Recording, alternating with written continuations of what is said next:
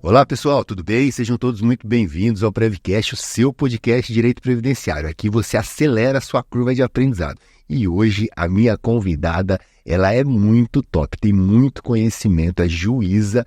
Aguenta aí que eu já apresento ela para você. Antes, se não é inscrito no canal, se inscreve, ativa o sininho, porque toda vez que tiver um conteúdo novo aqui, você recebe em primeira mão. Também comenta aqui como tem sido o Prevcast para você, quais têm sido os principais insights que você tem tido aí. Isso me ajuda a criar conteúdo cada vez mais conectado com você.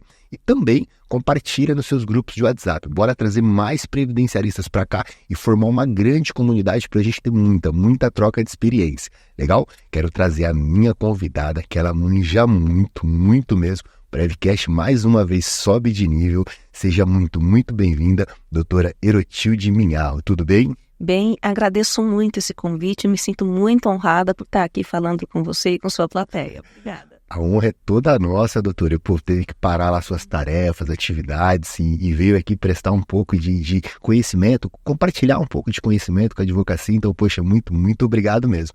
Doutora, hoje está na vara de Diadema, né? Como juiz.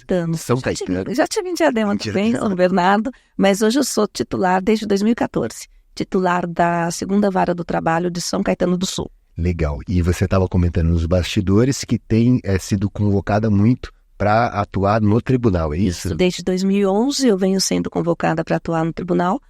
Atualmente eu estou na 6ª turma e na 5ª turma do Tribunal Regional do Trabalho aqui de São Paulo da Consolação. Mas raramente volto para a vara, mas tenho voltado. Eu voltei em 2022, eu acho que fiquei alguns dias em 2022, somando tudo, acho que dava uns 10 dias de audiência. E agora, em 2024, eu voltei, fiz 3 dias de audiência. Mas é interessante voltar, porque essa experiência em 2º grau faz com que, quando a gente volta para o 1º grau, a gente tome algumas atitudes um pouco diferentes do que a gente tomava quando a gente não sabia como que era o funcionamento do recurso. É muito interessante. Que legal, que interessante. Poxa, vocês estudam pra caramba e ainda assim essa outra experiência dá para você uma visão completamente diferente daquele dia a dia. Sim, e a gente brinca que na vara a gente é senhora e senhor de terras e mares. Eu dou a última palavra, eu digo como que vai ser e pronto. Né? Eu dou a sentença, como eu dou a sentença, é a última palavra. Só que quando vai para o tribunal, quando vai para o recurso, nós somos 3, né?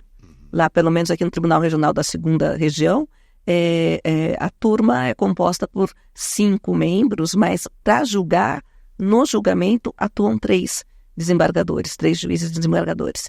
Então, eu dou uma sugestão de voto, que pode modificar-se totalmente diante da opinião dos outros 2.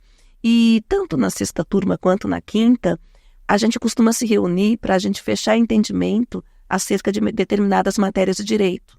Então, muitas vezes, eu tenho o meu entendimento particular, que é o que eu uso na vara, mas eu ressalvo o meu entendimento para acompanhar o entendimento da turma. Porque cada vez que eu julgo de maneira diferente do que os meus pares, eu desloco a relatoria. Então, o meu revisor teria que julgar o processo dele e o meu. E não é legal. Então, a gente meio que se compõe, a gente tira uma média, assim, a gente faz o entendimento da turma. Legal, legal. Uniformiza. Muito bacana. Existe essa preocupação de vocês ali para criar um ambiente mais único, mais igual. Isso, e eu acho para o jurisdicionado, para o cidadão, também é interessante, porque já se sabe qual o pensamento da 5ª turma. Já se sabe qual o pensamento sobre determinada matéria da 6ª turma. Independentemente do meu pensamento, então tem matérias que, na limitação da condenação aos pedidos que foram formulados na petição inicial. Se eu estou na 6ª turma, é o meu entendimento, porque coincide com o entendimento dos meus colegas. Então lá a gente fala que é uma mera estimativa o que o advogado faz.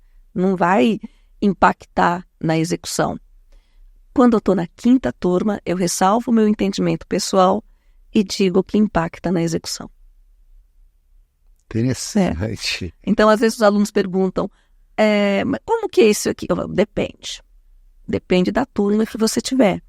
Dependendo da turma que você tiver, até conhecer ou não conhecer do recurso impacta. Não sei se você faz alguma vez reclamada, mas reclamante também tem tido esse problema. Para poder recorrer, tem que pagar o depósito recursal e as custas. Se você é trabalhador e não é beneficiário da justiça gratuita, tem que pagar as custas. Então, às vezes, a gente vai conferir se tem depósito recursal, se tem custas. A empresa manda uma outra empresa fazer o pagamento do depósito recursal. No caso do reclamante, o escritório de advocacia faz o pagamento do depósito recursal. O entendimento do TST, e a 5ª turma tem usado esse mesmo entendimento, é de que quem recolhe os valores é o recorrido, o recorrente. Então, tem que estar no nome do trabalhador. A conta de onde saiu o dinheiro tem que ser a conta do trabalhador. A conta de onde saiu o dinheiro para o depósito recursal ou para as custas da empresa tem que ser a própria conta da empresa. Vou dar o exemplo do Santander. O Santander tem uma empresa, Estelmar, Estelmar, que paga o depósito recursal para ele. A gente não conhece desse recurso porque não foi o recorrente, não foi depositado pelo recorrente. Tem uma razão de ser.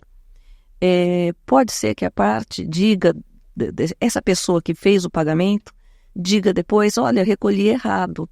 Na verdade, vejam, está pagando uma conta que não é minha. E pedir a repetição de indébito, quando se trata de pagamento das custas. Não sei se dá para entender. Sim, dá sim. Então, assim, faz sentido, tem todo sentido. Então, esses detalhes são importantes, que, dependendo da turma, não se conhece do recurso. E aí você acha que fez um recurso de... Tem gente que exagera, né? Peguei um recurso de 400 páginas. Faz um recurso de 400 páginas e recolhe de forma inadequada. Nossa, ótimo para eu não olhar, né? Obrigado por ter recolhido errado aqui. Porque seria realmente um calvário aí. Nossa senhora, 400 folhas. Eu acho que isso vai ser um dos problemas que a gente vai conversar aqui hoje. Doutora Iratilde, você está juiz há quanto tempo? 28 anos. 28 anos. Poxa, bastante experiência aí pra gente compartilhar hoje aqui. Muito legal. Conta pra gente, como que foi a sua história antes de fazer direito? Como é que você veio pro direito? Tinha família que já era da área do direito? Como você escolheu o direito? Como você escolheu a sua área? E como você se tornou juiz? A gente brinca que o direito nos escolheu, né? Nós somos de Diadema, então minha família é de Diadema. Meus pais vieram fugidos da seca, lá da Bahia. E a gente estudou escola estadual em Diadema a vida toda. E quando nós somos 4 irmãos. Eu sou a mais nova das meninas, depois tem meu irmão que é advogado também. E quando a minha irmã mais velha estava na idade de prestar vestibular, o meu pai ouviu na rádio, eu não lembro qual o nome, ele vive falando da Rádio Nacional, acho. Numa rádio, ele ouviu falar que em São Bernardo do Campo, um entrevistado, falou que em São Bernardo do Campo tinha uma faculdade muito boa e que era uma faculdade pública. E ele nunca tinha ouvido falar em faculdade pública em São Bernardo. E aí ele foi pesquisar, né, a Faculdade de Direito de São Bernardo do Campo. Não dava para pesquisar no Google, não tinha esse tipo de pesquisa. Meu pai era metalúrgico da Mercedes-Benz, minha mãe dona de casa. Ele saiu do trabalho, ele saía às 14 horas, ele trabalhava em 3 turnos, tinha um turno que ele saía às 14 horas. Aí ele foi andar por São Bernardo para descobrir onde que era a faculdade. Disseram que era do lado da Cidade das Crianças, aí foi lá, achou. Foi lá, entrou, conversou com o secretário e ele achou que era possível, que daria para minha irmã pagar, porque apesar de ser pública, ela é paga. O valor é bem pequeno, mas é simbólico, mas para quem não tem nada, às vezes é difícil. Então ele achava, dá para ela começar a trabalhar e pagar a faculdade dela. Então, nem dinheiro para cursinho tinha, né? Então ele comprou uns fascículos da Abril para a gente estudar, então minha irmã mais velha estudou e passou. E eu falei, bom, se ela passou e a gente estudou nas mesmas escolas, é possível que a gente passe também. Mas eu, a princípio, não queria fazer direito. Eu fiz, no ensino médio, eu fiz o magistério. Eu dei aula de educação infantil. Eu dava aula para crianças de 4, 5 anos. E eu queria ser professora, eu gosto de dar aula, sempre gostei. Mas é que meu pai, de novo, veio e falou, mas professora, infelizmente no Brasil, professora não pagam bem. Você precisa de uma profissão que te dê sustento, que se autossustente. Faz direito igual suas irmãs. Então nós 4 fizemos direito, porque era a faculdade que tinha mais perto de casa e a faculdade mais barata. Eu passei em direito, em jornalismo na Metodista, mas o valor era muito caro para jornalismo, não dava mesmo para pagar. E aí eu tinha o salário de professora de educação infantil para pagar a minha faculdade, deu certo. Então, quando eu saí da faculdade, eu saí ainda com vontade de... Eu sou professora. e aí eu fiquei pensando um modo de conciliar esse eu sou professora com o fato de ter feito direito. Então eu fiquei pensando, bom, eu posso advogar e depois dar um jeito de entrar numa faculdade, numa universidade e dar aula também. Então eu comecei advogando. Eu advoguei em escritório que fazia trabalhadores e tanto na área previdenciária quanto na área trabalhista. Depois de um tempo, eu queria mudar de áreas. Eu fui de tudo, né? Os alunos vão computando. Durante a faculdade eu falei que eu era professora, mas eu também trabalhei no Banco Estado de São Paulo. Eu trabalhava no Banespa de dia, à tarde, como professora bem de manhãzinha, e fazia faculdade à noite. E concurso, né? Assim, Banespa era um concurso. Então, a faculdade, educação infantil também era eu concursada da prefeitura. Então, concurso eu sempre prestei todos. Mas aí eu fui para o escritório de advocacia, eu saí do banco. Também, o meu pai sempre me orientou muito. Você vai se acomodar no serviço público, aproveita enquanto você está aqui em casa, que eu posso te ajudar, comida não vai faltar.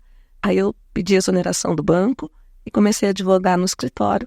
Em determinado momento eu achei que precisava de outros ares, saí do escritório e fui chamada logo em seguida, e foi muito legal isso, fui chamada logo em seguida numa empresa, uma empresa metalúrgica, para ser advogada da empresa. E eu fazia lá aquilo que hoje as pessoas chamam de compliance. A gente fazia um trabalho preventivo. A gente ficava olhando a empresa, e isso é muito bom. As empresas perderam isso, de ter um advogado lá dentro, vendo o que eles estão fazendo de certo e de errado. Então, o que está certo, ótimo, ok, parabéns. O que está errado, a gente vai consertar. E quando der tudo muito errado e tem o contencioso, a gente vai para o contencioso. Mas essa não era a ideia. E era uma empresa que tinha contratos internacionais com a Holanda, com a Alemanha. Ele vendia espelhos retrovisores para o mundo todo. Então, a gente não podia ter acidente de trabalho. A gente tinha que cumprir todas as ISOs, porque internacionalmente a gente tem um padrão que tem que ser mantido, que é o que tem até hoje. Até hoje no compliance tem a FCPA, né, que é a lei norte-americana anticorrupção, que é um padrão que a gente tem que seguir, que todas as empresas têm que seguir. Na Europa tem o Bribery Act, que é um padrão internacional para a Europa. Então, todas as empresas, mesmo dentro do Brasil, que atuam com multinacionais, elas têm que manter esse patamar de moralidade, de ética e cumprimento das leis em alto nível, porque nenhuma empresa séria vai querer comercializar com uma empresa que tem trabalho escravo na sua cadeia produtiva, que não paga o INSS, não paga as verbas previdenciárias. E previdência social existe no mundo todo, e existe a reciprocidade no mundo todo. Então, assim, eu gostava também do serviço que eu fazia lá, esse serviço preventivo, até que começaram a falar de terceirizar o jurídico, que foi aí que eu resolvi sair. Saí sim, por um acaso também.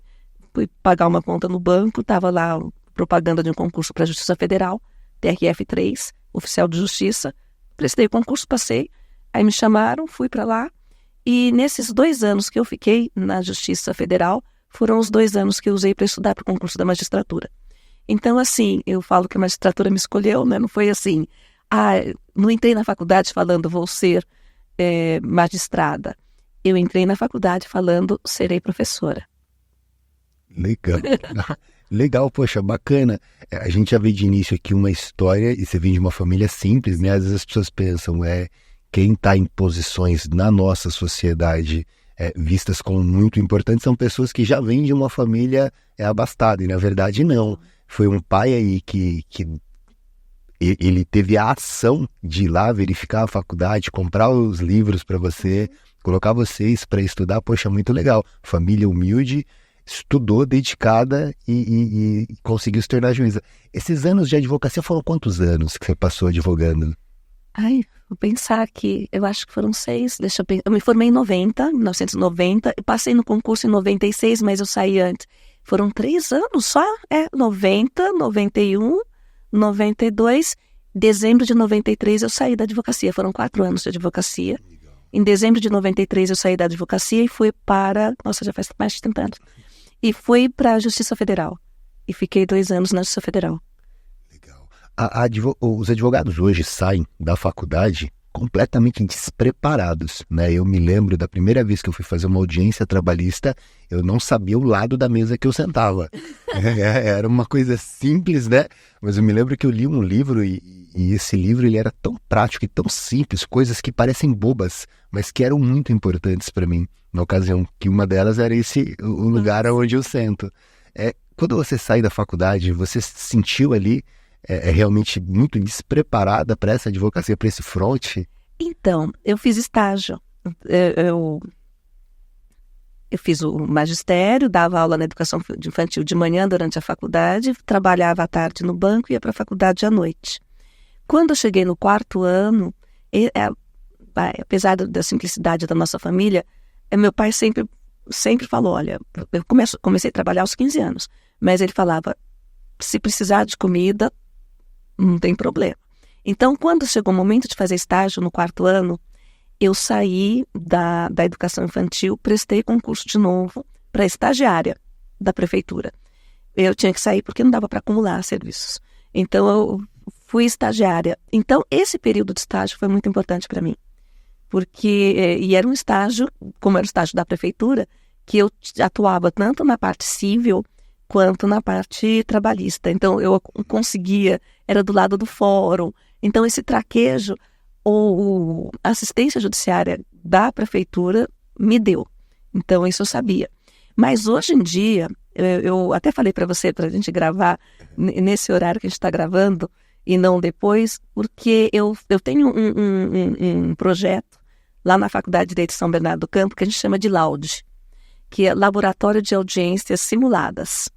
A gente pega casos reais e a gente ensaia casos reais. O aluno da Faculdade de Direito de São Bernardo do Campo sai sabendo o lado que sai, para sentar. Sabe que tem que tratar as pessoas de forma respeitosa. O juiz não é o inimigo, né? Então, assim, o advogado não é meu inimigo também. Eu também o trato de maneira respeitosa. Que não dá para ganhar processo no grito. Ganha esse processo sabendo as regras processuais, é um jogo. Você tem que saber as regras. Você ganha o processo sabendo as regras processuais. E muitas vezes, quando você... Eu peguei um processo outro dia que eu sempre falo que é paradigmático isso. Uma advogada de São Bernardo fazendo sustentação oral, eu ainda estava na 14ª turma, e quem era o relator desse processo era o Dr. Francisco Ferreira Jorge Neto, que foi juiz em Santo André. A advogada chegou muito sinceramente. Eu sei que pela lei ordinária que trata, na sustentação oral, que trata desse assunto, vocês dirão que meu cliente não tem razão. Então eu apelo para que vocês vejam a Constituição Federal e olhem para o princípio da dignidade da pessoa humana. Meu cliente teve câncer. E ele descobriu o câncer depois que ele estava, no período que ele estava de aviso prévio. Para aproveitar o convênio, ele foi fazer um check-up. E ele descobriu que ele estava com câncer. Depois que ele foi mandado embora, a legislação fala que ainda tem um período em que esse plano de saúde pode ser utilizado pelo trabalhador, desde que ele arque, né, com as consequências. Qual é o meu pedido? Estender esse período, porque ele está teoricamente curado, mas ele precisa fazer todos os exames, todos os anos, acho que por mais 5 anos, eu não lembro, para ter certeza de que não teve nenhuma recidiva. Ela foi muito sincera, ela não mentiu no processo. E aí veio a sustentação oral da empresa. Eu só preciso de uma condenação. porque se vocês me condenarem, eu consigo justificar lá no plano de saúde por que eu estou mantendo.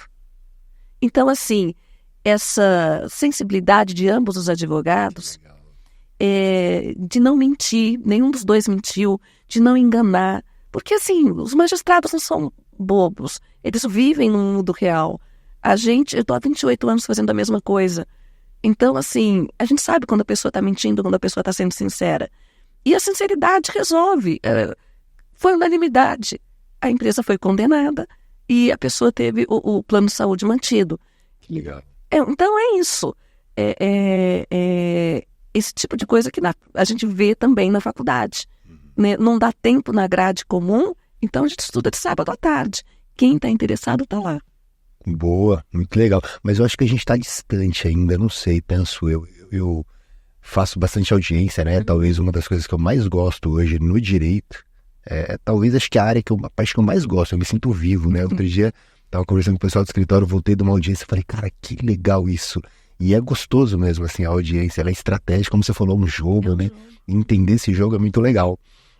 Mas eu sinto que as pessoas, elas não estão preparadas para entender esse jogo de maneira tão respeitosa, tão dentro das regras do jogo mesmo. Tem advogados que levam para o coração e erram ali a mão, a medida, e tem juízes também que levam para o coração e acabam errando um pouco a condução dessas audiências. Você tem percebido isso? São seres humanos. São seres humanos. Seres humanos acertam e erram. Mas o que eu acho mais complicado é a questão técnica. Se a pessoa sabe, tem a técnica, a pessoa não vai levar para o coração.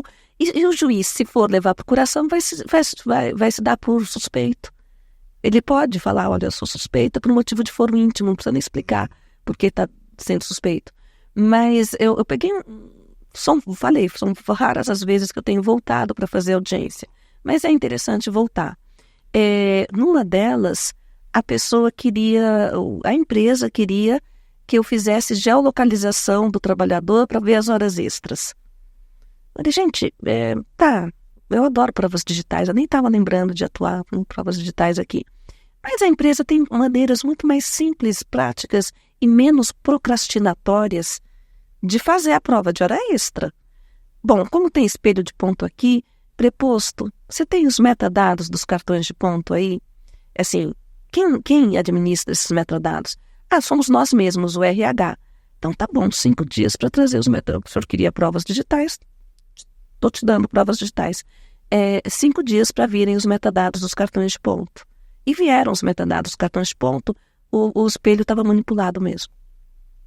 Então, assim, a pessoa podia ter morrido sem essa.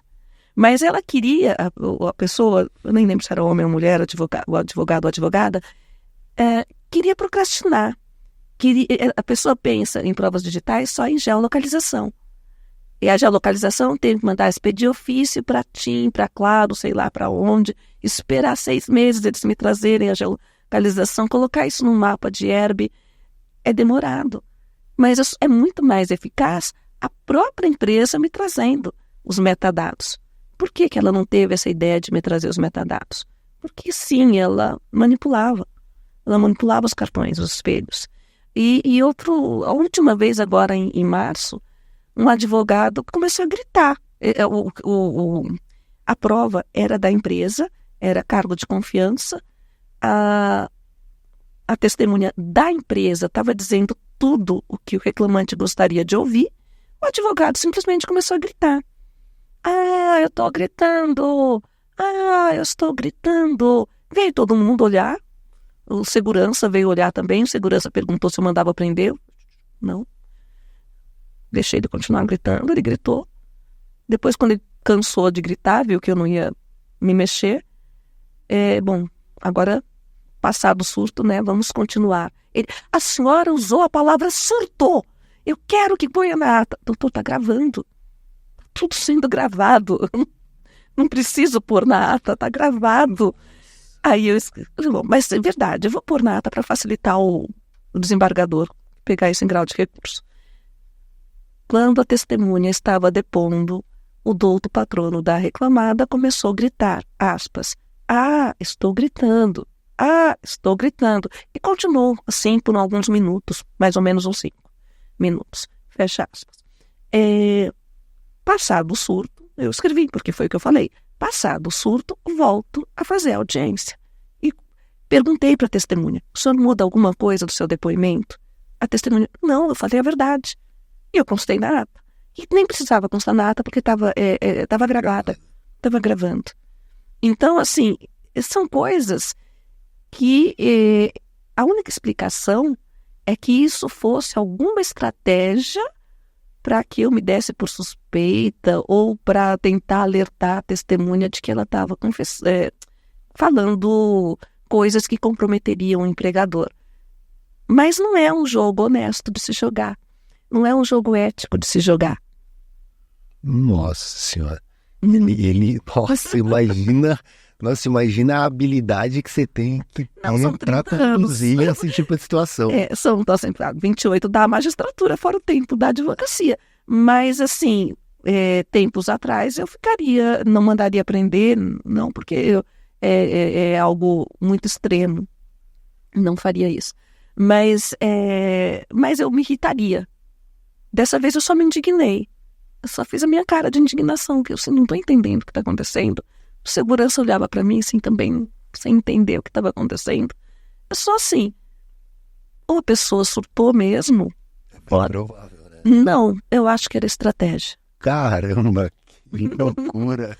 E não é uma estratégia boa. Não é. Não é. Você de casa, pelo amor de Deus, não faça isso. Não repitam. Porque depois vai gerar uma expedição de ofício para a OAB. E depois, esse processo em grau de recurso está gravado, está filmado. Em grau de recurso, os desembargadores olhando, tudo filmado. Sem contar que, assim, é uma péssima mensagem que você passa para o cliente, para o judiciário em relação ao papel da advocacia, porque é toda uma classe que é ofendida, né? Quando, sim, de alguma forma, vai um representante ali fazer um papelão. Mas veja, é 1 em 1 milhão. A gente conta o que é diferente, muito diferente, né? No mais, são as exceções, né? São as exceções. No mais, é como aquela advogada que eu citei e o outro advogado do outro lado, ambos muito respeitosos e ambos falando a verdade e ambos ajudando o Poder Judiciário a chegar num resultado positivo. Legal. Doutor Nilotilde, não sei se você se lembra, você participou de um evento com a gente lá em Itacoaxetuba. Sim. Eu sou membro lá da OAB de Itacoaxetuba, tivemos um congresso lá. Foi muito legal, a sua palestra ela foi absurdamente enriquecedora. Né? Obrigada. O pessoal gostou demais lá do assunto que você trouxe. E aí, eu tô fazendo esse link porque você falou da questão dos metadados, né, e dessas provas digitais, e é algo que acho que te encanta bastante. Você fala muito sobre isso, né? Você tem uma visão, inclusive, acho que, penso eu, disruptiva, talvez em relação a essa questão. O pessoal está muito engessadinho, como você falou, né? A geolocalização e tal. Então eu queria trazer um pouco para o conteúdo dessa palestra, talvez a essência dessa palestra, aquilo que tem de mais estratégico, talvez para a gente compartilhar com os advogados, para eles perceberem que tem saídas. Sim. Que talvez eles estão engessados e falar, putz, eu não tinha pensado nisso, quais outras coisas talvez você de casa não pensou? Então, quando a gente fala de provas digitais, do que exatamente nós estamos dizendo e quais seriam essas provas? É tudo muito mais simples do que o povo imagina, assim, do que as pessoas imaginam. Hoje eu estou conversando aqui com você e você vai colocar esse conteúdo na rede mundial de computadores. Hoje todo mundo navega na rede mundial de computadores e muita gente evade informações. Então, não vai ter problema com a Lei Geral de Proteção de Dados da Pessoa Natural se você entra no site de uma pessoa ou no YouTube de uma pessoa e olha o que ela espontaneamente lançou na rede mundial de computadores. Então, tudo que está no mundo físico ou no mundo digital, a gente pode trazer para dentro dos autos. O único cuidado é isso. O que não está nos autos não está no mundo jurídico. Se você trouxer isso que está na rede mundial de computadores, você tem que trazer para dentro do processo e para o juiz poder estabelecer o contraditório. A parte contrária tem que poder se manifestar acerca daquilo. Então vamos supor que você na execução quer provar que a pessoa tem bens. Você consegue ir lá no Instagram, você consegue ir lá no Twitter, no X, nessas redes sociais, Face eu acho que também dos uso, né, o Facebook, e trazer as ostentações que essa pessoa coloca na rede mundial de computadores. Você traz, põe nos autos, o juiz tem que estabelecer o contraditório. O cuidado na hora de trazer isso também para os autos, porque a gente tem o artigo 158A do Código de Processo Penal, que fala da história da cadeia de custódia. Você tem que trazer isso de uma forma imutável, de uma forma irrefutável. Então, tem um passo a passo da forma como você tem que trazer isso. E então, alguns trazem, por exemplo, com QR Code. Não é válido, porque o QR Code, primeiro que eu não vou pegar o meu celular e apontar para nenhum QR Code que eu acho que é suspeito, porque isso pode infectar o meu celular e pode roubar os meus dados. Então, eu não vou fazer isso. Depois, quando você põe o QR Code para o juiz apontar o celular, vai levar o juiz para um ambiente que não é o processo. E o que não está nos autos não está no mundo jurídico. Então, já peguei um processo que eu mesma não clico, mas uma colega minha disse que que apontou o celular dela para o QR Code, e isso levava para uma imagem do advogado sentadinho no escritório dele, conversando com o juiz sobre o processo. Não, isso não está na regra da lei processual. E assim, esse QR Code, a pessoa pode usar o mesmo QR Code e mudar o conteúdo. Então, assim como levou para esse advogado conversando com você, de repente ele pode tirar aquela imagem, usar o mesmo código e colocar um documento ali, né? Um vídeo do processo, do reclamante subtraindo alguma coisa da empresa. Então, assim, não tem a imutabilidade.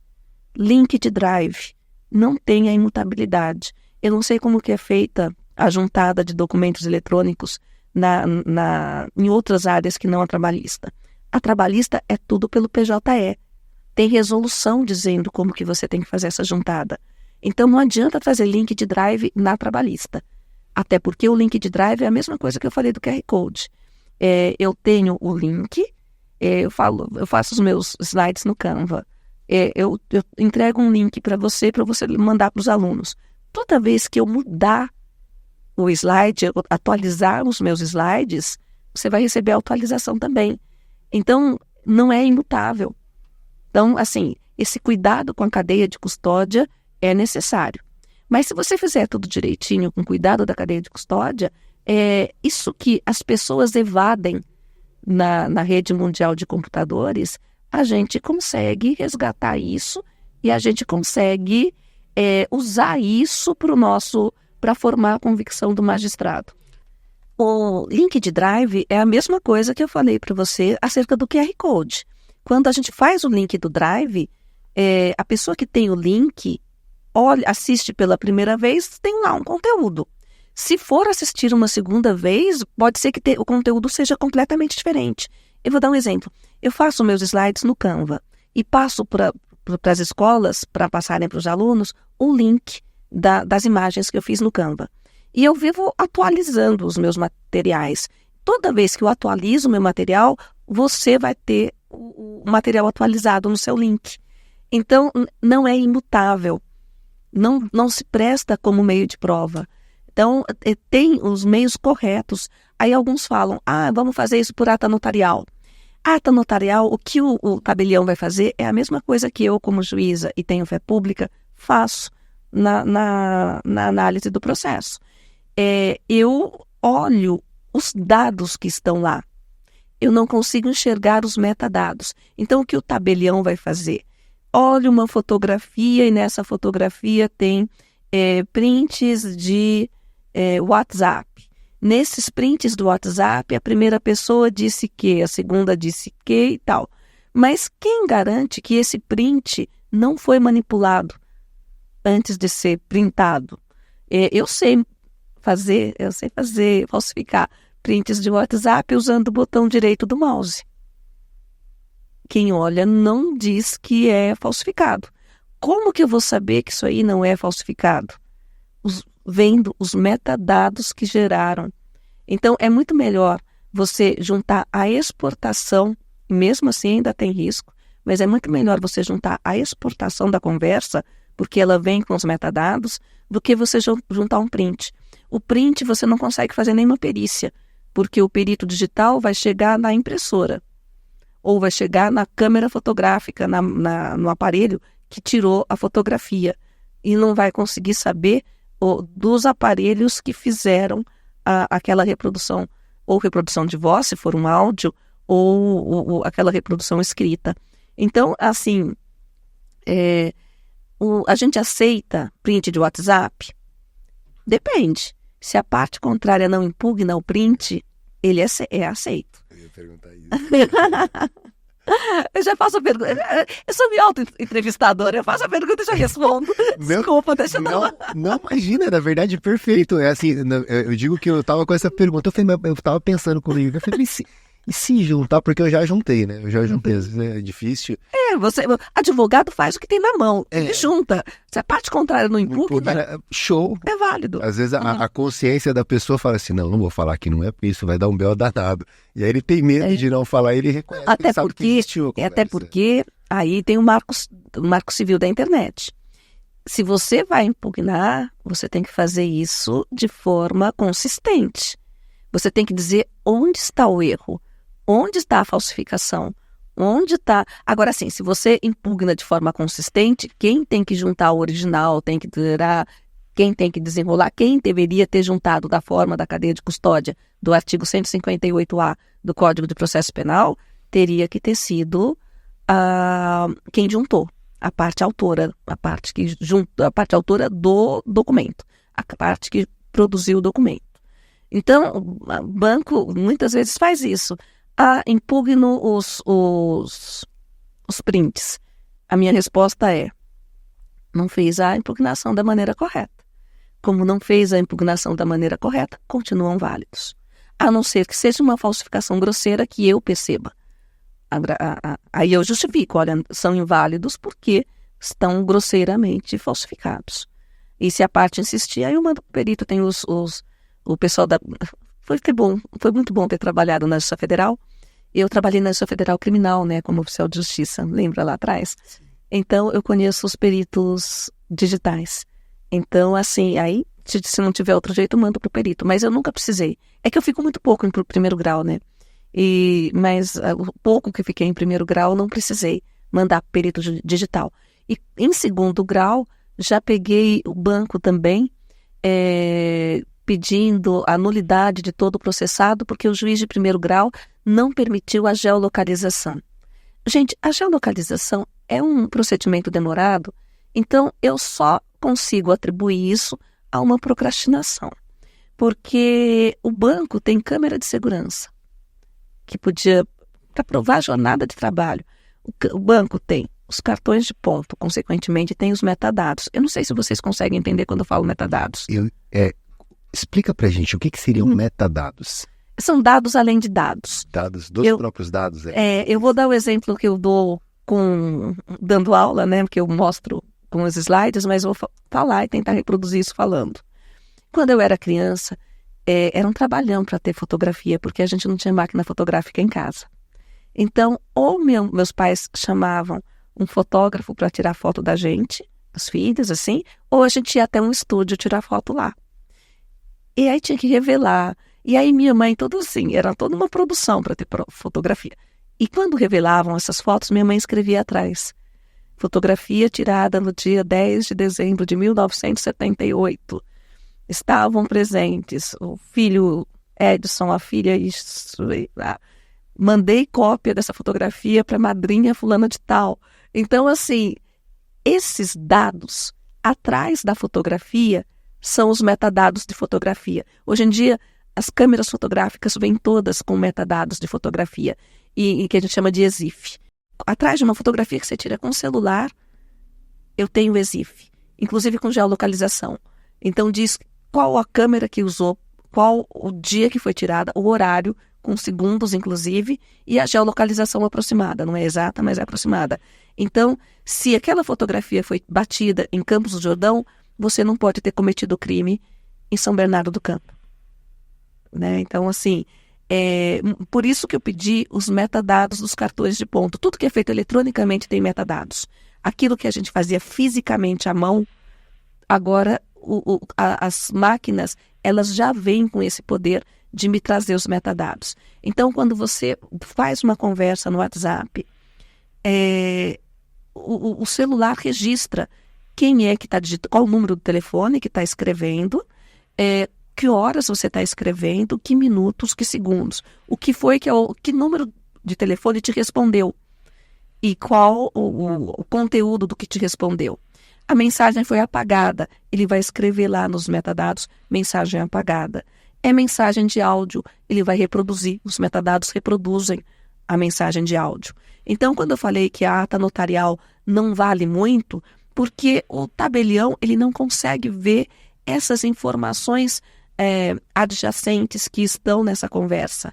Enquanto que você fizer a exportação da conversa, esses outros dados, esses dados sobre os dados virão. Quando você faz isso, você pode fazer essa verificação também por algumas empresas. Tem algumas empresas de tecnologia que elas fazem a exportação conforme o passo a passo da cadeia de custódia.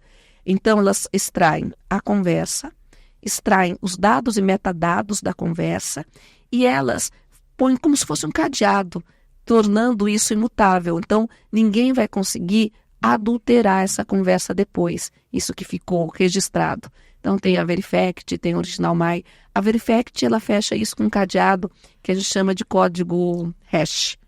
Código hash. A Original My fecha com a blockchain. Então, assim, e são valores muito menos expressivos do que a ata notarial e traz uma segurança jurídica muito maior.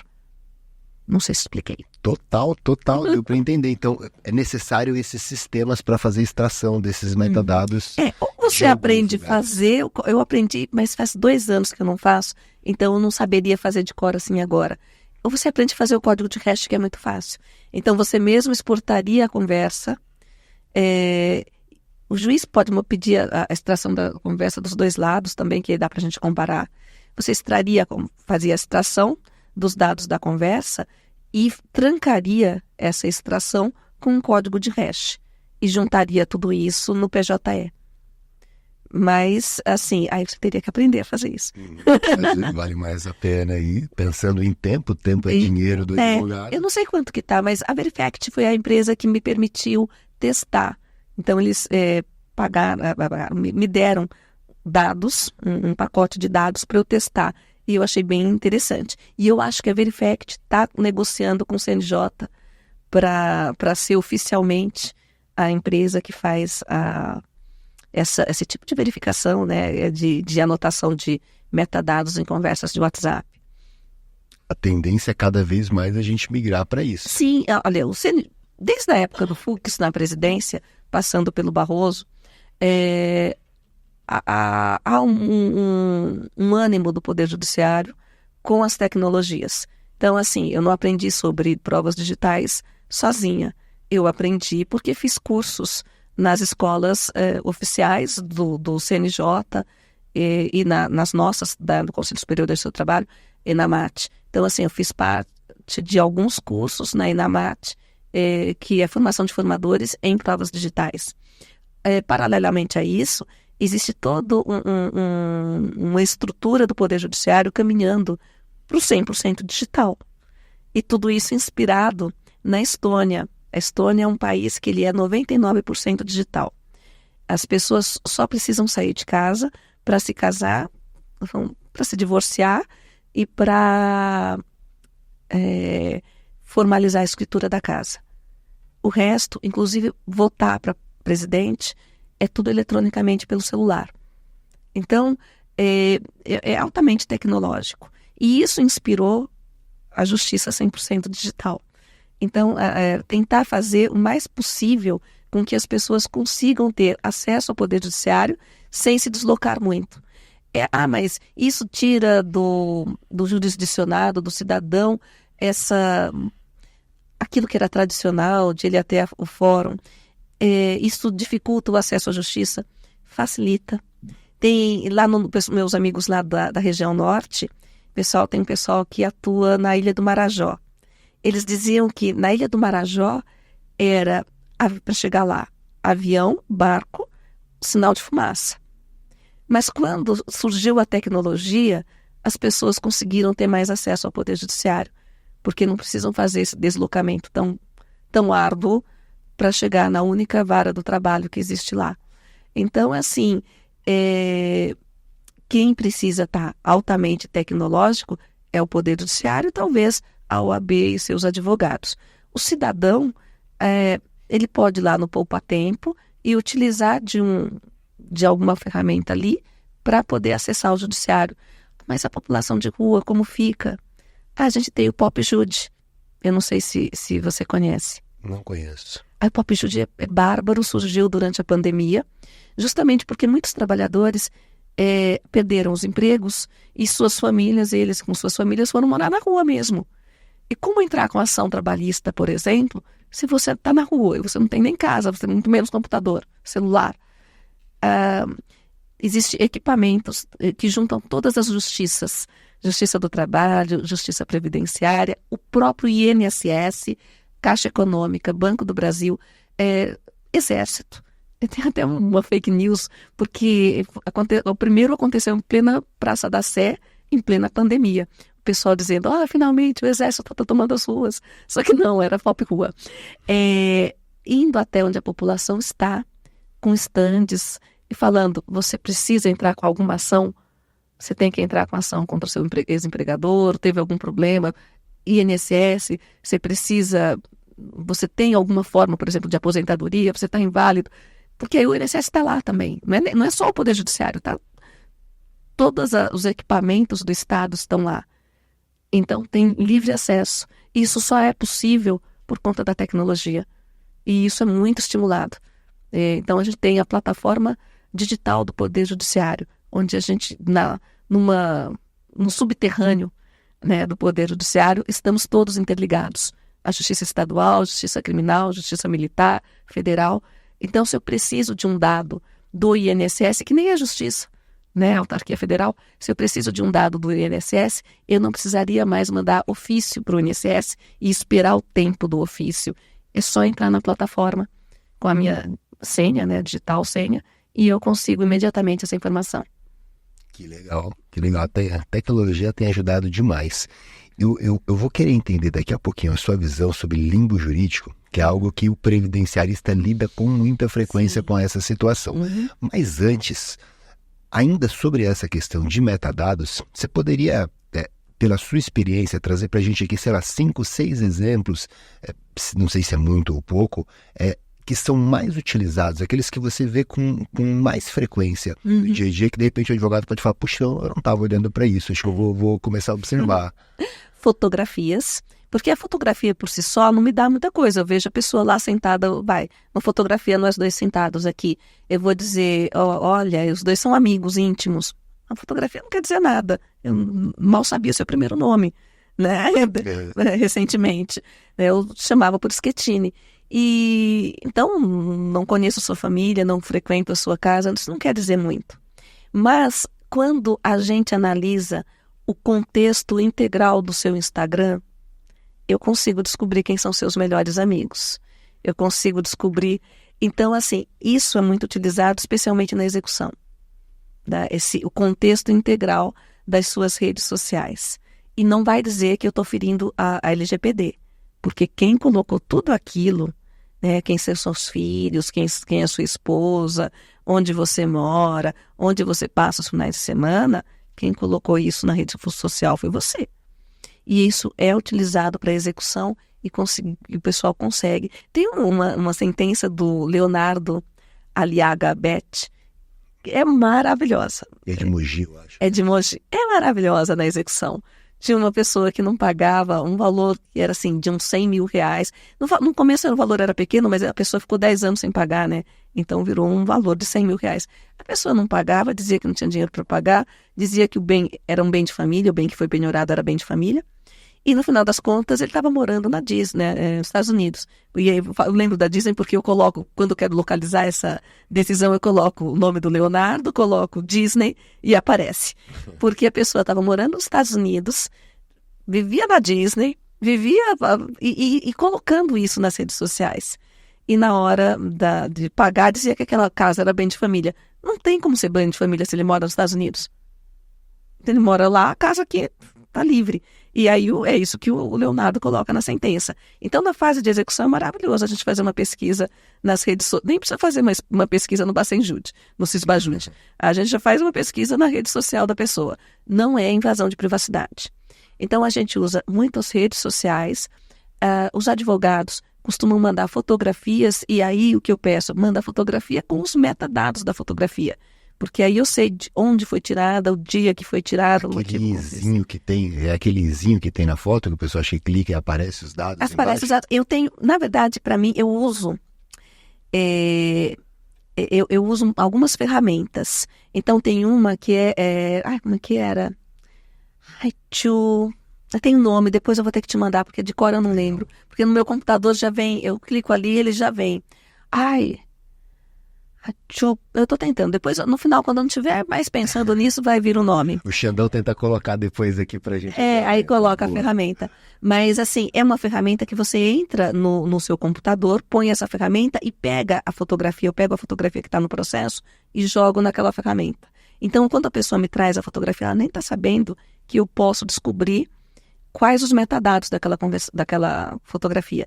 E aí eu vejo onde ela foi tirada, em que momento ela foi tirada. Então você manda um vídeo, e aí o reclamante fala, não, aquele vídeo não sou eu, aquele vídeo não foi editado, aquele vídeo não foi da empresa. Eu consigo ver os metadados do vídeo. O que acontece? Se a fotografia ou o vídeo foram retirados da rede mundial de computadores, essas empresas da rede mundial de computadores, Twitter, X, etc., eles limpam os metadados porque eles comercializam os nossos metadados com outras empresas. Então, aí eu já não consigo examinar os EXIFs, né, os metadados. Mas, fora isso, se foi da câmera da própria empresa e que veio para mim, eu consigo analisar os metadados. Se foi uma fotografia que o próprio reclamante tirou com seu celular e veio para mim, eu consigo usar nessas ferramentas, eu posso passar na ferramenta e eu consigo descobrir onde foi tirada. É bem interessante. Uma colega minha que é advogada, ela falou que ela usou para união estável, para mostrar que aquelas fotografias que foram tiradas mesmo daquele casal durante um período de 10 anos em que eles mantinham uma união estável. Isso ela usou para a questão previdenciarista.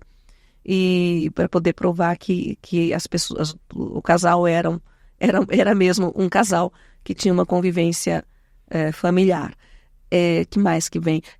O que eu adoro, que são os metadados dos espelhos de ponto, porque por enquanto o pessoal não consegue fraudar os metadados.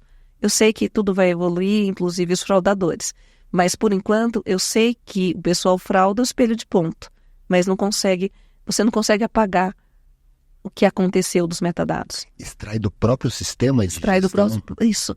É exportação, normalmente vem, exportar. A empresa consegue fazer isso. Exportar? Consegue. Eu só preciso saber quem que faz a guarda dessa documentação. Se é a própria empresa ou se é uma empresa terceirizada. Porque se é a própria empresa, eu peço para o próprio preposto. Que setor da empresa? É o RH. Então você me traz. Agora, se é a empresa terceirizada, eu mando ofício para a empresa terceirizada. A empresa terceirizada é até mais interessante, porque eu mando ofício para o gerente X da empresa terceirizada. Quando eu mando para determinada pessoa e a pessoa detém a prova, e ele é terceiro relativamente aos autos, eu posso colocar sob pena de X dias, sob pena de crime de desobediência. Então a pessoa não tem como se recusar a me entregar.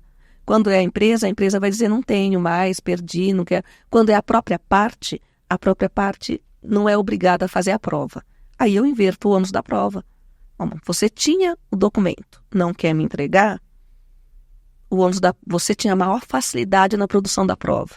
Aí eu aplico a CLT, né, o artigo 818 da CLT. Você tinha maior facilidade na produção da prova, não quer me ajudar, o ônus é seu, então você perdeu. Agora, quando é terceiro, o terceiro tem a obrigação de trazer a prova para mim, sob pena de crime de desobediência. E aí traz, é claro, a empresa não vai querer encrencar comigo. Aí a empresa traz os metadados. E na maior parte das vezes, dá para verificar a manipulação. Isso é duro. E aí, assim, é um outro tipo de... Você tem que ser letrado num outro tipo de mundo. Você precisa aprender a ler os metadados, porque, a princípio, quando você recebe, é um monte de número. Então, você tem que conseguir identificar que números... Eu vou pegar um código de barras. Primeira vez que eu consegui entender um código de barras, eu falei, uau, eu sei ler isso aqui. Eu sei ler isso. E aí eu não caio em golpe, né? Porque assim, eu sei que isso aqui não é IPVA. Eu sei que isso aqui não é IPTU. Dá para ler olhando. Dá para ler olhando. Interessante. Interessante, olha. Muito legal. Então você tem que aprender uma outra linguagem, você tem que aprender a ler um outro mundo, que não é difícil e que você te dá superpoderes. Legal, top, muito bacana, muito bacana. Eu vou migrar então agora para esse assunto do limbo jurídico, que é uma problemática que o advogado previdenciário enfrenta muito, né? No INSS não concede benefício, o empregador se sente não responsável pela manutenção desse contrato, pela gestão desse afastado. Como que tem sido para você a visão dessa problemática?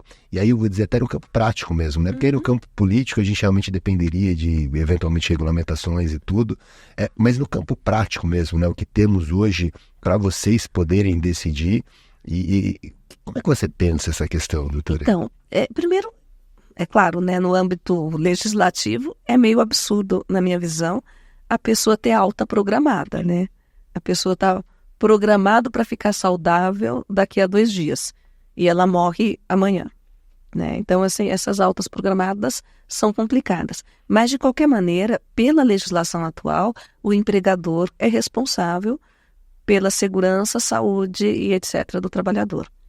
Se o empregador disse que... se o INSS disse que está apto para voltar ao trabalho e o médico do trabalho entende que não está apto, o empregador pode, ao lado do empregado, impugnar essas decisões do INSS. Só que enquanto isso estiver acontecendo, os recursos estiverem ocorrendo, o trabalhador continua sendo trabalhador da empresa. Ainda que a empresa tenha que mantê-lo em licença, em afastamento, a empresa vai ter que pagar os salários correspondentes a esse período. Esse tem sido um entendimento majoritário no Tribunal Trabalhista. A empresa paga. Agora, uma coisa que, assim, conjectura minha. Assim como toda vez que o trabalhador fica doente por culpa da empresa e eu dou uma sentença ou um acórdão dizendo que é por culpa da empresa, eu tenho que expedir ofício para a Procuradoria do INSS para que, se a Procuradoria do INSS tiver interesse, entrar com ação de regresso contra essa empresa, cobrando dessa empresa eventuais benefícios que ela teve que arcar para esse trabalhador, eu acho que dá para fazer o contrário. Toda vez que a empresa teve que arcar com valores para o trabalhador, não sei se estou sendo clara. Sim, total. O trabalhador estava lá com um problema no coração, esse problema o impedia de trabalhar, não é um problema que decorreu do exercício da atividade laborativa. Mesmo assim, a empresa foi lá e bancou, porque é isso que a legislação dá a entender hoje em dia, e é essa interpretação que a gente faz. Que a legislação diz que a responsabilidade social é do empregador. O empregador vai lá e faz a parte dele. Depois que ficar comprovado, que todos os recursos ficar comprovado de que estava doente mesmo, o INSS é que, por meio dessas perícias estranhas, não conseguiu fazer o seu papel corretamente, pegar tudo que pagou, entrar com a ação, cobrar do INSS. Seria inovador. Bastante. Não sei se... Grande chance da moda pegar, sem dúvida. Eu não sei, porque eu não advogo, né? Eu fico pensando. O Neto teve com a gente aqui, ele é advogado e médico perito, ele trabalha muito com essa parte de gestão de afastados. Acho que é uma dica boa lá para os clientes dele. Eu tenho percebido, e até conversei com a doutora Ivani aqui, doutora Ivani Contini Bramante, ela teve um episódio com a gente falou um pouco sobre essa questão. A Ivani é bárbara, ela é sensacional, o episódio dela foi muito... Teve um corte que nós fizemos, aliás, vou deixar o card dela aqui, ó, o Xandão me cobrando aqui, me esquecendo. Deixar o card aqui, o episódio dela teve um corte que nós fizemos, nossa, que viralizou mesmo, muita gente acessou lá, foi bem bacana. E a gente falou sobre limbo, né? Sim. E uma das grandes questões de limbo é que o tribunal tem percebido, pelo menos em muitas decisões, que eles se apegam muito na necessidade da prova, né? Como a gente falou, é o jogo da prova, é o jogo do ônus aqui, né? E às vezes quando negam, dizem assim, o trabalhador não provou que a empresa impediu ele de retornar. Eu tenho tentado trabalhar uma interpretação, queria ouvir sua opinião em relação a isso, se eu devo parar com essa tese ou se eu devo continuar. Porque como é que eu penso aqui? A gente tem o 186927 do Código Civil, que vai falar que ele causa dano a outro e deve reparar, né? Temos essa questão, e o dano ele pode acontecer por ação ou omissão.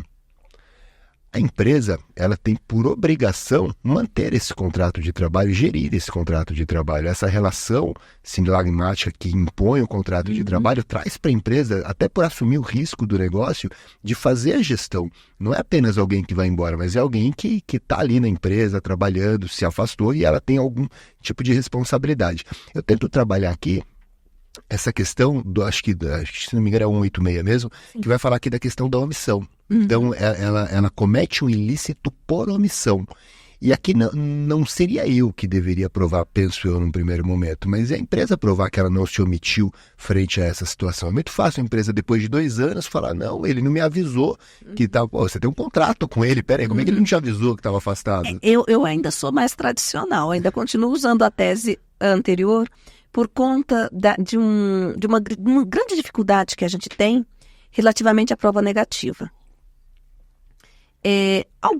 Na maior parte das vezes, quando se trata de negativa específica, às vezes você consegue, por trás de uma prova negativa, fazer uma prova positiva. Então, positivamente, eu vou falar do intervalo para alimentação e descanso. O ônus é do empregado. Porque não é o que o empregado vai fazer prova de que não teve o intervalo, ele vai fazer prova de que trabalhou durante o período do intervalo. Mas é muito mais difícil para a empresa fazer prova de que o trabalhador não o avisou de que tinha tido alta médica.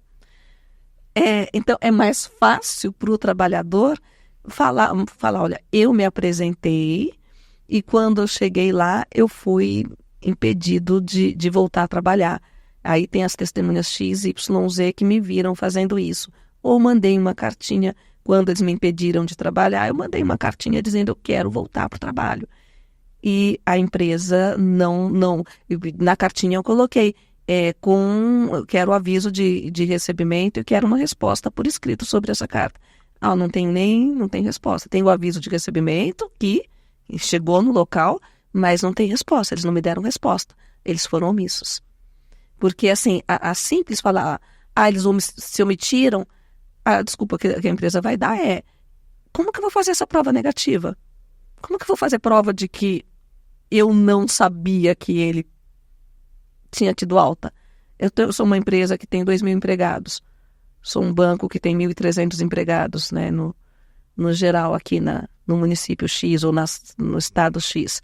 Então, eu acho que, assim, estou falando a nossa experiência, eu acho que vai ser muito difícil vocês conseguirem mudar esse pensamento, essa interpretação, porque é muito difícil. Algumas provas negativas que não têm uma vertente positiva são muito difíceis de serem produzidas. Eu não sei se eu comprei muito essa ideia dessa minha interpretação, mas eu vou te dizer que assim... Você pode tentar, eu acho que assim, litigância de má fé não é uma tentativa. Porque a empresa ela tem que fazer a gestão desse contrato. Muitas hoje, por exemplo, estão fazendo essa gestão de afastados, né? Sim, mas você pega uma empresa menorzinha, sei lá, com 20 empregados, que não tão profissionalizada assim em gestão. Mas ela decidiu explorar uma atividade econômica e ela tem argumentos, tem argumentos. Pelo jeito, você é muito bom advogado mesmo. É muito bom advogado. Então, eu penso assim, ela decidiu explorar, ela não pode ter desculpa frente a um cidadão que é, dentre os dois, a parte mais fraca, porque um recebe... Qual a justificativa para o cidadão não retornar para a empresa para falar que a alta acabou? Ele retorna. O que e acontece, vou te contar nos bastidores como que acontece lá nos bastidores. E, geralmente são pessoas que não tiveram nenhum tipo de educação no Estado, eles são absurdamente explorados em todos os aspectos. Todo dia a gente vê isso. Todos os aspectos. E aí o que eles fazem? Eles vão até a empresa. Eles não pensam em mandar ofício, carta. Se ele tivesse um corpo Não, mas jurídico... quando te procura, você já faz isso.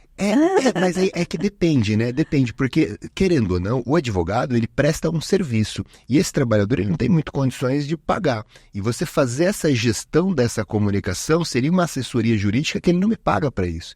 Então vai ser difícil um advogado fazer esse trabalho para ele. Aí eu vejo a diferença da minha idade. Aí eu vejo que eu sou velha. Porque na minha idade, no passado, a gente... o Estatuto da Ordem era outro também. Era o antigo, né? Porque eu parei de advogar em dezembro de 93. Era o Estatuto antigo. A gente tinha aquele sentimento que, assim como o médico, não pode deixar ninguém desamparado pelo fato de que a pessoa não vai ter o dinheiro para pagar os seus honorários. A gente não deixaria desamparado porque eventualmente não pagaria para mim os honorários e eu faria o serviço. Mas eu sou da época do Estatuto da OAB antigo. Então, assim, como diria a irmã desembargadora que fala, meu problema é de DNA, data de nascimento antiga.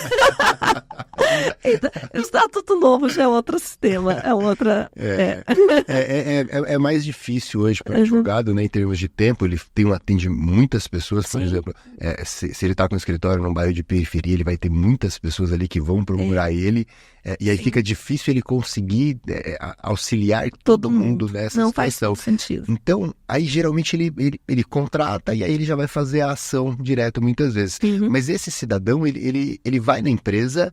Às vezes, para entrar na empresa, não pode usar celular, muitas vezes lá dentro não pode, Sim, então ele nem consegue gravar, filmar, não consegue fazer nada. Ele fala com a empresa fala, não entendi, vai no seu médico, vai no INSS, recorre, e ele só está seguindo orientações, porque é tão burocrático no nosso país, em todos os lugares. E especialmente o INSS. Que o cidadão, ele só é uma bola no jogo de pinball ali, sabe? Está sendo jogado de um lado para o outro. Então, é muito difícil para ele dizer que fez tudo isso. Porque ele fala, mas eu fiz isso e tal. Mas ele não tem prova de absolutamente nada. Ele ligou na empresa, falaram realmente com ele, ele foi jogado. É lindo quando ele tem aquele aso. Se isso te ajuda, na maior parte das vezes, dos processos que eu pego, eu mando a empresa pagar. Se isso te consola. Se isso te consola. Legal. É uma matéria muito interessante. Eu acho que aqui a gente tem uma discussão jurídica que cabe para todos os lados aqui, em interpretações. Mas é isso, a prova não tem muito de onde fugir da prova. Gostei da sua tese, não sei se eu encamparia, porque na minha cabeça é muito difícil fazer uma prova de uma negativa absoluta. Como que eu vou fazer uma prova negativa de que ele não apareceu aqui? Aí... câmera de segurança, ele fala, que dia que você foi lá na empresa? No dia X. De repente a câmera de segurança da empresa, aí talvez as provas digitais ajudem. Ajudem um pouquinho, ajudem de alguma forma. A geolocalização do celular fala, vai lá na empresa, tira uma foto, alguma coisa. E a geolocalização você consegue também, porque aí você é o titular do dado. Se o trabalhador chegou até lá com o celular, não pode entrar com o celular, mas chegou até lá com o celular, você pode pedir para a sua própria operadora como titular de dados, e aí você já entra com o processo juntando essa documentação. Legal. Porque se eu for pedir, demoram 6 meses. Se você junta como titular de dados, pela LGPD, ele tem direito absoluto a conseguir todos os seus próprios dados. Então, você consegue rapidamente. Legal. E aí você já consegue entrar com o processo com essa prova de que ele foi até lá. Bacana. Muito bom, muito bom. Vamos falar um pouco agora aqui da sua atuação como juíza. Juíza barra desembargadora, né? Hoje, ou indo para desembargadora. Você tem na sua mão um papel muito grande no nosso Estado. Você representa o Estado, um dos nossos 3 poderes, e você tem que tomar decisões que vai sempre desagradar um lado. Sim. Né? Vai sempre desagradar um lado. Como que é isso para você no dia a dia? A gente acostuma lidar com frustrações, assim como o advogado também acostuma, assim, não comemorar grandes vitórias, porque depois sabe que de vez em quando vai ter alguma derrota. A gente acostuma, não é? Fica feliz 2 segundos porque deu uma grande vitória, depois passa. Na verdade, eu estou mais preocupada em ser justa. Porque quando eu era advogada, eu defendia interesses. Eu defendia interesses de reclamante e reclamada, quando eu estava no escritório, interesses da empresa que me contratou quando eu estava na empresa.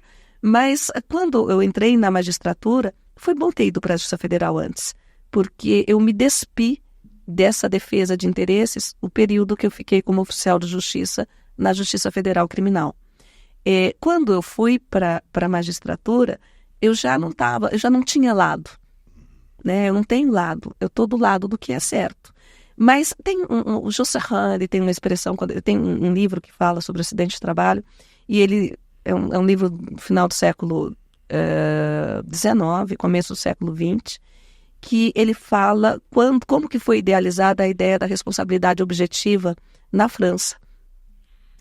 E a França tem responsabilidade objetiva 100 anos antes do Brasil adotar em 2002 com o nosso Código Civil. E ele falava, quando acontece um acidente de trabalho e que as pessoas colocam a culpa na máquina e que por isso ninguém vai ter que pagar nada, nenhum tipo de indenização, dá um sentimento de injustiça aqui dentro da gente, ele falando, eu precisei estudar melhor isso para descobrir o que tinha de errado, porque não estava certo, tem alguma coisa errada aí. E aí foi que ele descobriu, a culpa não é da máquina, é culpa do dono da máquina. Então o dono da máquina tem que arcar com as responsabilidades. Mas assim, toda vez que eu pego um processo, e às vezes tem uma minuta que vem do assessor, do assistente, então são todas, a maior parte eu mesma, porque eu sou sozinha, então a maior parte das vezes eu mesma faço. Raramente acontece de um assessor fazer a minuta, mas acontece do assessor fazer a minuta e eu olhar aquilo, tem um sentimento de injustiça, isso aqui está errado. Às vezes eu demoro a fazer o processo, teve um que eu fiquei 3 dias semana passada, assim, isso aqui está errado. A reclamada, em razões recursais, resolveu arguir prescrição, que não arguiu em primeiro grau. Isso aqui está errado, não tem prescrição, não pode ter prescrição aqui. Se você fosse julgar de primeira, você daria a prescrição, aqui não tem prescrição. E aí eu preciso olhar muito o processo para descobrir por que lá não tem prescrição. E aí o cara estava aposentado, o moço estava aposentado por invalidez.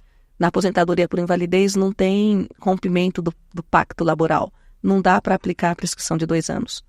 A prescrição das parcelas é de 5 e não de 2. Era um processo de 2014 que havia plano de saúde de novo. Ele trabalhava numa empresa que usava mercúrio. Ele ficou intoxicado por mercúrio. A intoxicação por mercúrio é terrível.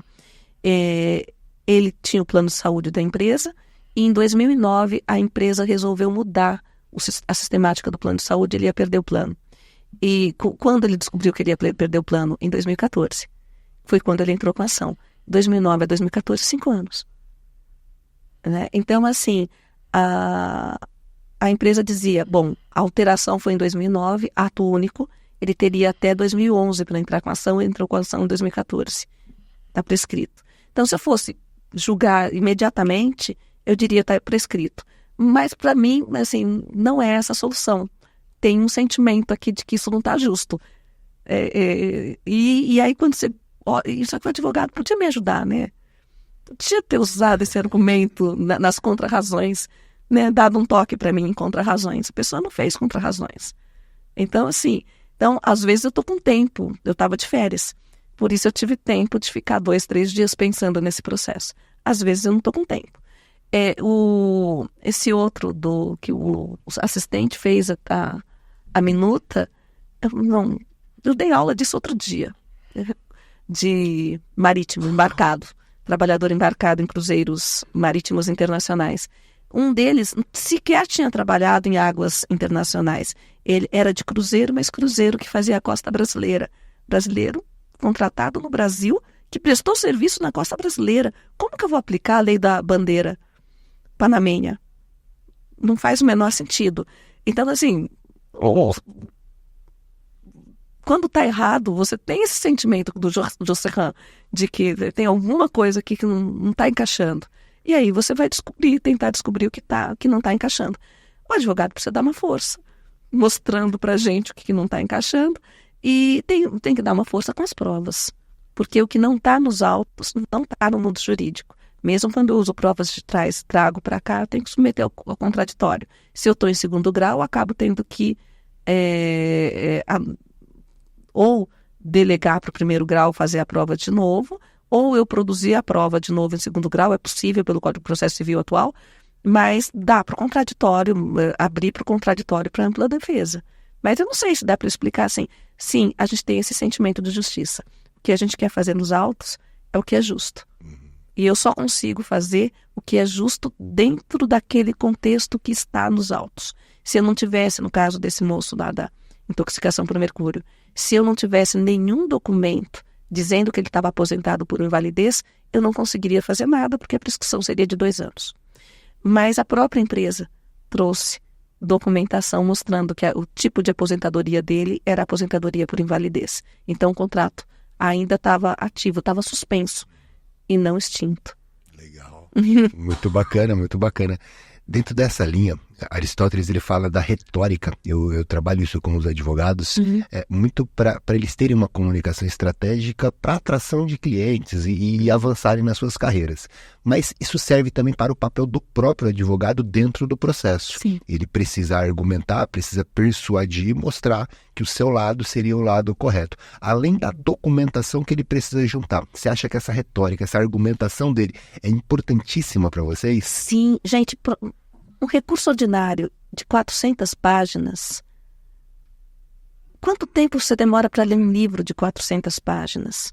Eu peguei um recurso ordinário outro dia, que assim, e era de um sindicato, o Sindicato dos Bancários de São Paulo, que eu fiquei, meu Deus, como alguém assina?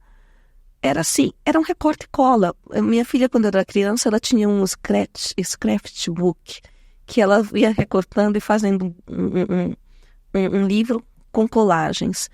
Parecia um scrapbook, porque tinham 3 palavras que a pessoa mesma digitou, o resto tudo era colagem. Então, assim, veio recorrer da sentença nos seguintes aspectos, e colou partes da sentença. A pessoa se deu o trabalho de digitar quais os assuntos, a matéria hora extra, a matéria X, Y. Não, e aí no que recorta vem um monte de coisa útil e coisa não útil. Aí a pessoa começa a recorrer e começa a printar coisas e colocar dentro do recurso.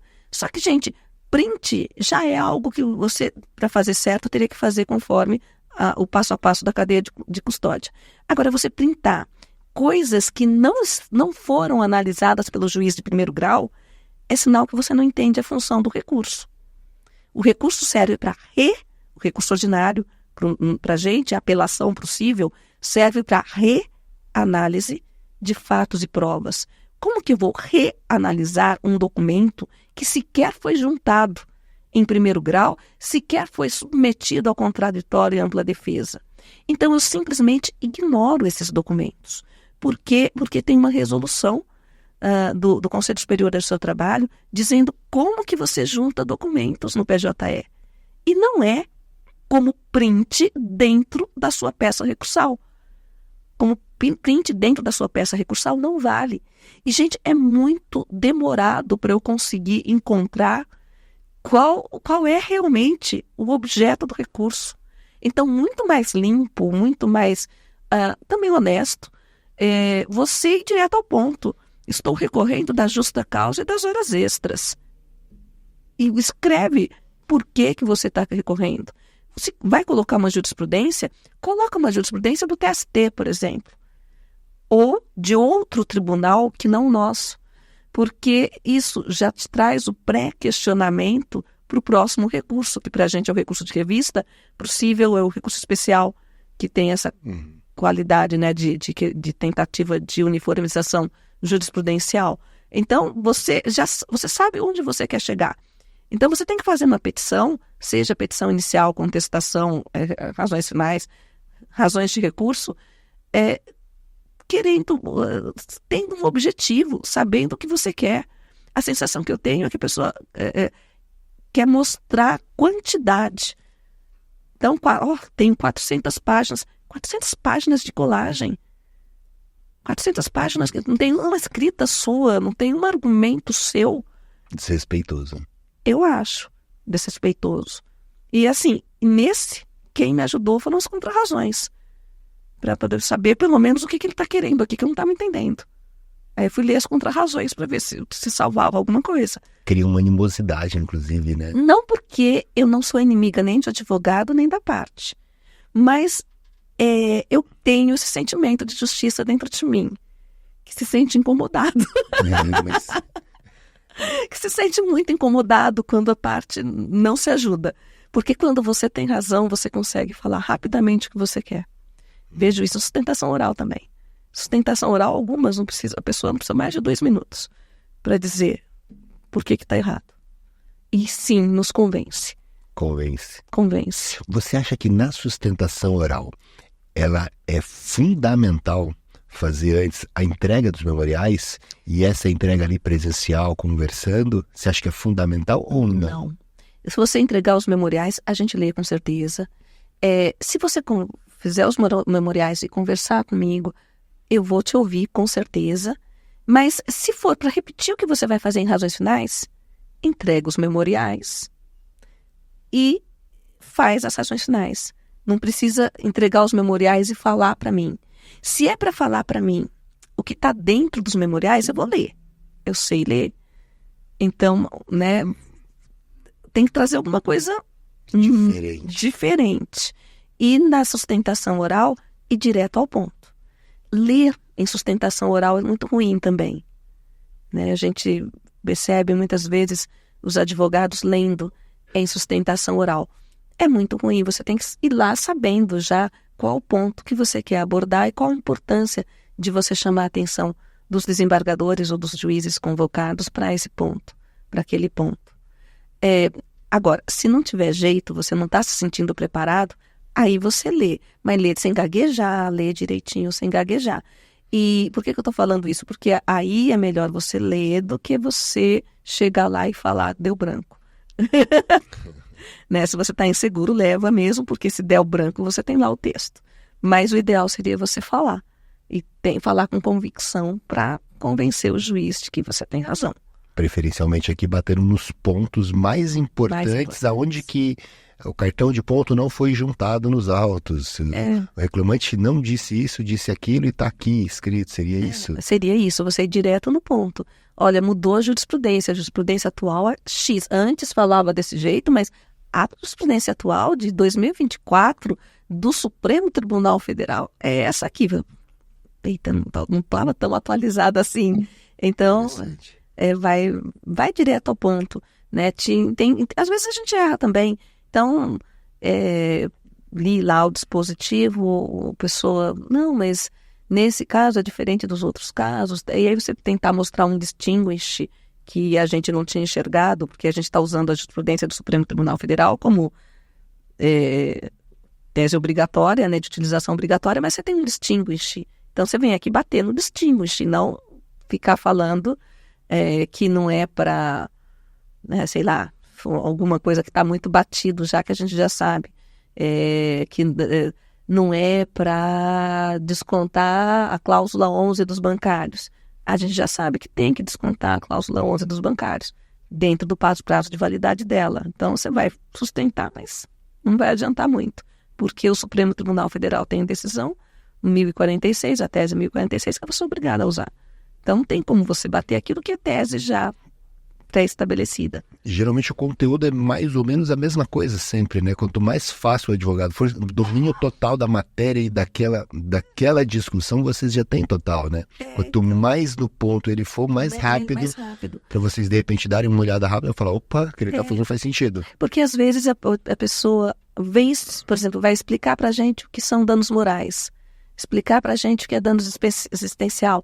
Não precisa explicar para a gente isso. Eu preciso saber, naquele caso concreto, por que vai ter dano moral e não no outro. E assim, e algumas coisas novas, o julgamento com perspectiva de gênero.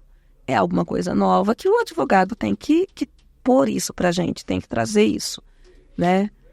Eu queria te perguntar, você falou do dano existencial, qual que é a sua interpretação? Porque é algo que começa a surgir com mais recorrência no judiciário. E, em paralelo a isso, eu conversei com o Dr. Elcio Rodrigues, ele é médico perito, um grande cardiologista, e ele fala de perda de uma chance. Ele fala, não sei se é claro esse termo para você, sim, essa discussão. Porque dentro da sistemática nossa de responsabilidade civil, você tem o dano emergente e nesse rol, né, de danos tem a perda de uma chance, que é raro a gente conceder, mas já aconteceu de conceder. Para que dê certo essa perda de uma chance... Tem que ser uma chance concreta, não pode ser hipotética. Eu tinha hipoteticamente a possibilidade de ser bailarina. E aí como... Tinha que ter sido convocado para as Olimpíadas mesmo. E aí como eu acabei ficando com tendinite, por tanto digitar minhas sentenças e meus acórdãos, eu perdi essa possibilidade. Não, que chance eu tinha de ser bailarina na vida? Nenhuma. Agora, você tem a comprovação de que você foi convocado para as Olimpíadas de Paris. Só que nesse meio tempo... por conta do tipo de trabalho na empresa, a pessoa perdeu o braço. Não vai conseguir mais.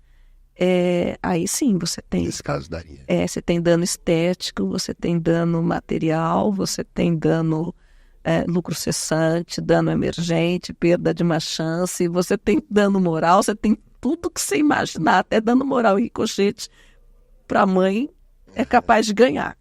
O dano em ricochete tem sido muito pedido. Sim. E tem sido bem pedido? E tem sido bem concedido. Bem concedido, legal. Que é diferente do dano da própria pessoa. Então, Independente da morte. Independentemente da morte. Legal. Você consegue imaginar a dor de uma mãe vendo o filho sem braço? Então, tem. Legal, Tem. bacana. Um olhar interessante para o advogado, né? Observar talvez uma reparação a mais que ele poderia observar aí. E quanto ao dano existencial, como é que você tem enxergado? Então, aí a gente usa o que as turmas, aí eu faço aquela composição. E nas duas turmas onde eu estou atuando, tanto na sexta quanto na quinta, o entendimento é o mesmo. Você precisa provar muito mais de que ficou trabalhando muitas horas por dia. Porque o fato de você ter trabalhado muitas horas por dia, a gente vai te dar as horas extras. A gente vai te compensar com as horas extras. Você vai ter que me provar concretamente qual foi a perda que você teve, não a hipotética perda, mas a perda de vida que você teve. Né? Perdi o contato com meu marido, ele pediu o divórcio, meu filho não fala mais comigo, meu filho foi morar com a avó e não quer mais nem saber de mim, e aí provar que tudo isso foi porque você estava trabalhando muitas horas por dia e que resultou, você tem que mostrar, não é in re ipsa, diferentemente normalmente falar dano moral, na maior parte das vezes ele é in re ipsa, mas alguns a gente exige a prova do dano. Então, nesse caso do dano existencial, não vou dizer para você que a gente nunca concedeu. Já concedeu. Mas tinha muito a prova do dano. Né? E teve um caso que eu dei em primeiro grau, nem sei como ficou em segundo, uma pessoa que se queimou completamente. Completamente queimado. Acabou a vida dele ali. Nem o filho dele quer conversar com ele. Porque o filho era bebê, era pequeno. O filho tinha medo dele. O filho não o reconhecia como o pai dele. Aí ele conseguiu fazer a prova. casos de acidentes de trabalho. Nossa, são terríveis, são os piores. Esse do queimado, nossa, tem acidentes muito ruins, tem acidente que a pessoa... Mas o queimado foi o que mais me tocou nesses 28 anos. Nossa, terrível. Que episódio enriquecedor. Enriquecedor. Eu sou muito chata, desculpem. Que isso, cara, fala... Eu sou muito dura. As minhas convicções. Não, que isso, assim, foi incrível. Acho que a gente conseguiu aqui atacar vários pontos. Primeiro, uma história inspiradora. Né? Porque, poxa, para quem tá sonhando aí, né, em ter um serviço público, né, e de repente se tornar juiz ou seguir alguma carreira, poxa, você é um grande exemplo. Eu acho, assim, que pra gente que tem origem humilde, o serviço público é uma grande saída, porque é democrático. Legal. É assim, se a gente estudar, se a gente se dedicar, vai dar certo. Assim, a gente não pode desistir, porque assim, quem não desiste, consegue. Aí você vai ver a história da Ivani, é alguém que também, né, veio de uma família bem simples. Todo mundo que está no serviço público, porque quem tem pai e mãe que já é advogado, quem trabalha em escritório ganha muito mais que a gente e tem muito mais liberdade de fazer outras coisas do que a gente. Eu só posso fazer o que eu faço, que já nos toma muito tempo de vida, sábado, domingo, feriado, de madrugada. Esses processos que eu falei, eu estava em férias e eu começava, um deles eu peguei às 3 da tarde e terminei às 5 da manhã do dia seguinte. Então, assim, a gente não tem parada, não tem domingo, não tem férias de verdade. A gente tira férias porque eles obrigam a gente a pegar o período para não ficar acumulando, mas a gente tira férias para trabalhar. E o advogado consegue ter uma gerência muito maior do seu próprio tempo, e o advogado consegue ter uma gerência muito maior dos seus ganhos, né? Um advogado consegue cobrar pela sustentação oral, e fazer um pé de meia maior. Mas a gente que é mais, uma origem mais humilde, o serviço público é o que nos traz estabilidade. Então, o que eu busquei na minha vida foi estabilidade para saber que eu poderia pagar uma escola para o meu filho, para os meus filhos. Não é isso, e é isso que a gente está tendo até hoje. Pô, que legal, inspirador. Então, você de casa, você pode também. Doutor Irotilde, a gente vai chegando então aqui na etapa final. Vou deixar você fazer as considerações finais aqui para o nosso público, mas que honra tê-la aqui conosco.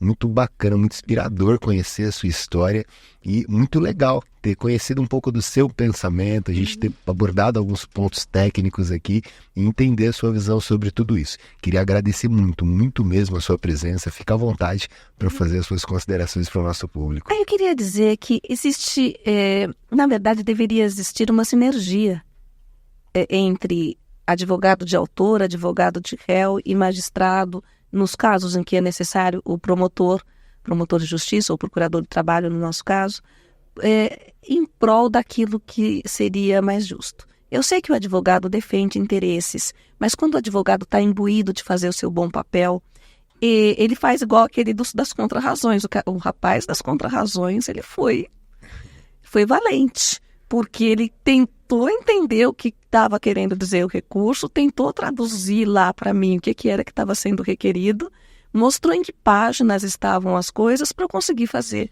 o voto. Então, eu acho que assim, o advogado pode ser parceiro nesse sentido, de ajudar o Poder Judiciário a entender o processo. Muitos anos atrás, eu vi um curso onde o advogado que dava aula naquele curso, dizia que a petição inicial tinha que ser feita de forma a dificultar a defesa. Só que quando você faz uma peça que dificulta a parte contrária entender a defesa, também dificulta o juiz entender o que você quis. E aí fica difícil para eu poder te conceder o que você quer. Então, quando você faz uma peça limpa, não precisa me explicar teoria, porque mesmo que eu não saiba, não conheça a teoria, você fala de uma teoria nova que eu não conheço, eu vou lá atrás pesquisar, entender qual é essa teoria. A parte contrária também vai fazer uma defesa limpa e eu vou decidir quem tem razão dentro daquilo que é limpo. Isso é utópico, porque advogado defende interesses. Tudo bem, eu sei que advogados defendem interesses, mas tem alguns advogados que você olha para ele e fala, poxa, o que ele está falando é verdade. Eu vou parar aqui para ouvir, porque sempre que ele fala, eu sei que ele está falando a verdade. Tinha uma advogada em São Bernardo E ela que era advogada de empresa, que ela foi despachar comigo algumas vezes. Uma delas, ela foi despachar falando, olha, vocês estão fazendo o cálculo errado aqui, porque o reclamante tem direito a mais. Ela é advogada da empresa. Caramba. O cálculo de vocês está errado. Então, a gente estava calculando errado, acho que o imposto de renda. E aí, depois, quando eu estava no tribunal, ela foi despachar comigo no tribunal. Eu falei, bom, se ela está falando, eu vou tirar de pauta. Ela foi despachar memoriais. Então, eu vou tirar de pauta, porque eu vou ver melhor. E quando eu cheguei para tirar de pauta na sessão, a outra juíza, a revisora falou, se você não tirasse de pauta, eu ia tirar. Porque a doutora, eu vou falar o nome dela porque estou falando bem, porque a doutora Dora veio despachar aqui, e quando a doutora Dora fala, e é isso, quando a doutora Dora fala, não é mentira. Então, eu acho que é esse tipo de reputação que eu não advogo mais, mas que eu cultivava quando eu advogava.